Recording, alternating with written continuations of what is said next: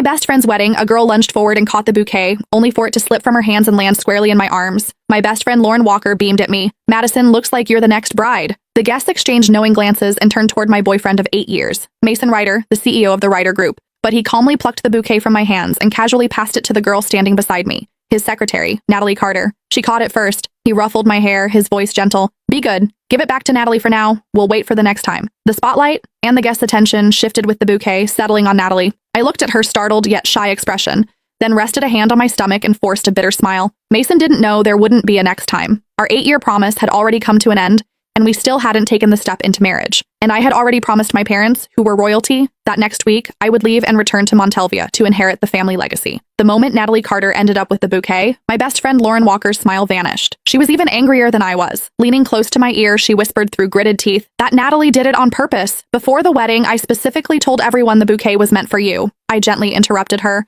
"Lauren, today is your big day. Little things like this don't matter. But you've waited 8 years just to marry Mason," she said anxiously. "And now you're carrying his child. If you still don't have the wedding soon, it's okay." I turned my head calmly and looked toward Mason Ryder. Natalie, holding the bouquet, was sitting right beside him. The distance between them was far closer than what a secretary should reasonably keep. Most of the guests were friends who knew both Mason and me well. Their eyes drifted toward me, curious, sympathetic. Lauren grew even more upset and squeezed my hand tightly. "Madison, I looked into Natalie earlier. She's a calculating gold digger who specializes in seducing rich men. She's been trying to get close to your boyfriend for months. You need to be careful. Lauren, you're the most beautiful bride today. Don't worry about me." I squeezed her hand back and gave her a faint smile. "Besides, I'm not planning to marry Mason anymore. I haven't even told him I'm pregnant." My words were so shocking that Lauren's eyes widened as she stared at me in disbelief. After a long silence, she finally remembered that the wedding ceremony still had to continue. When the wedding ended, Lauren hugged me tightly. "Madison, if you need any help, just tell me. I support whatever decision you make." "What decision?" After she left, Mason walked toward me, calm as ever.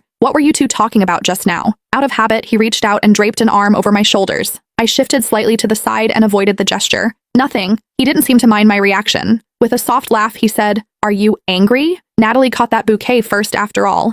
She's a young girl. Of course, she dreams about weddings. Catching the bouquet was just her way of borrowing a little luck. Didn't we agree we'd wait for the next time?" He leaned closer, stroking my hair as he patiently tried to soothe me. "Why care so much about Lauren's bouquet? When we get married, I'll prepare an even more beautiful one for you. You can have as many bouquets as you want." Silently, I curled my fingers into my palm and looked straight into his eyes. "Can we get married this month then? Lauren and I made a promise when we were kids. Whoever married first, the other would marry right after. We would be each other's bridesmaids and witness each other's happiness." The air seemed to freeze. Mason's hand, which had been brushing my hair, paused midair. A few seconds later, he chuckled lightly. "You're still taking childhood jokes seriously? I'm the CEO of the Ryder Group. A wedding can't be thrown together so hastily."